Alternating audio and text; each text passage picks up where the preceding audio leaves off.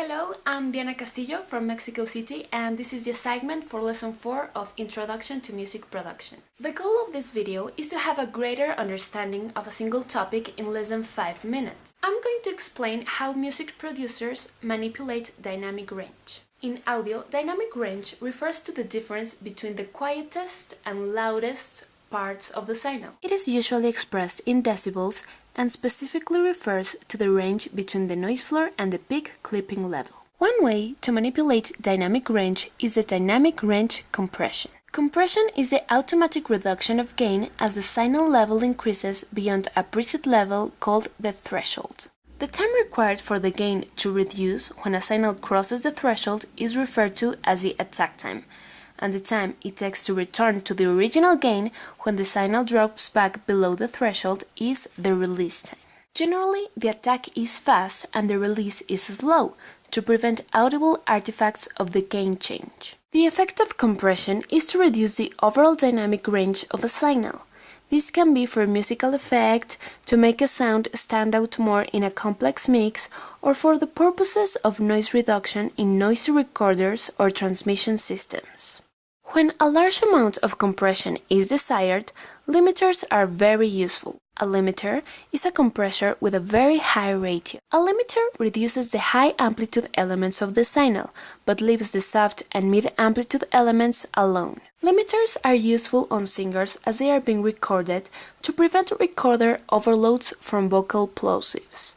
They are also increasingly used for making mixes louder. It should be mentioned that compression or limiting might cause a signal to sound quite weird if heard alone, while in a mix it sounds correct. One must make final adjustments within the entire mix in order to get a complete picture of the overall sound. Another way to manipulate dynamic range is the dynamic range expansion. Expansion is a complementary process to compression. It actually increases the dynamic range of a signal. When a signal falls below a threshold level, the gain is decreased. This causes quiet sounds to become even quieter or inaudible.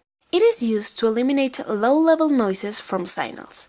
The noise can be generated by the performance, as in breathing and rustling from human performers, noise from electronic sources like synthesizers or guitars, or by imperfect recording techniques.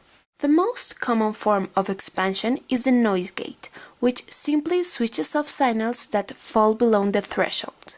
Expanders also have attack and release controls, but here a fast attack opens up the gate immediately after a sound crosses the threshold, and release time reduces the gain of the sound sometime after it drops below the threshold. While a gate is simply on or off, expanders allow you to adjust the time course of the gain reduction and adjust how low the gain becomes while the signal is below the threshold. In addition to allowing the engineer to make relatively natural-sounding changes to the dynamics of a program, these effects may also be used for special effects that are not necessarily natural. And here is where we find the creative uses of dynamic range. For instance, by feeding the control signal of a compressor from a different signal, one sound may be used to modulate the amplitude of another, a process known as ducking. Since the compressor gain is controlled by the level of the second sound, the compressed signal's gain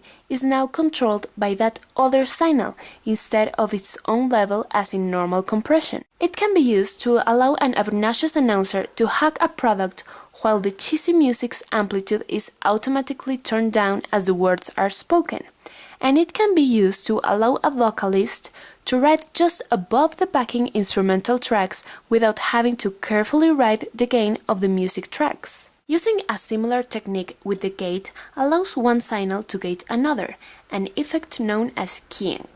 In fact, the control signal external input is often called the key input. So, dynamic range compression and expansion are powerful techniques for manipulating sound in a mixing environment, and it is important to become familiar with its uses and limitations. Experimentation is the best way to appreciate what we can expect from dynamic range manipulation.